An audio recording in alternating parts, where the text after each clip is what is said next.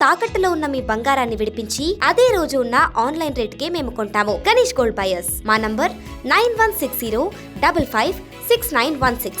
అధికారులు అయితే ఎవరికి తోచినంత వాడు దోచుకున్నాడు, ఎవరికి అందినంత వాడు ఎవరికి అందినంత. ఒక ఉద్యోగి పేరు మీద ఇన్ని కోట్ల ఆస్తి, 100 కోట్ల ఆస్తి ఉందంట. 100 కోట్ల ఆస్తి ఎవరిది? ఇది ప్రజలది, ప్రజల సొమ్మది. 1,47 కోట్లు ఎవడ కట్టాలా? ప్రజలే కట్టాలి. ప్రజల మీదే ఉంది ఇప్పుడు ఇది.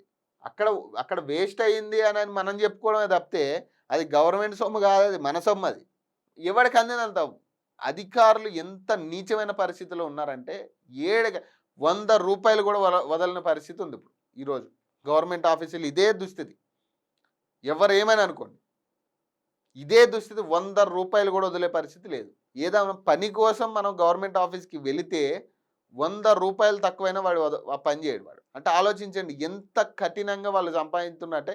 దీనిపైన ఎంతమంది తింటున్నారో ఆలోచించండి. ఏ స్థాయి వరకు వాళ్ళు సపోర్ట్ చేస్తే వాళ్ళు తింటున్నారని చూడండి. ఇప్పుడు ప్రతి సెక్టార్లో వ్యవసాయ శాఖ అట్లనే ఉంది, ఇరిగేషన్ అట్లనే ఉంది, రెవెన్యూ అట్లనే ఉంది. ఏ శాఖ మంచిగా ఉందో చెప్పండి. ఎవరైనా కానీ ఏ శాఖలో మంచిగా ఉందో చెప్పండి. ఒక అంతు అవగాహన లేనోడు కనుక ఖచ్చితంగా ఈ ఆఫీసులకు వెళ్తే ఇక వాడికి సుక్కలేగా.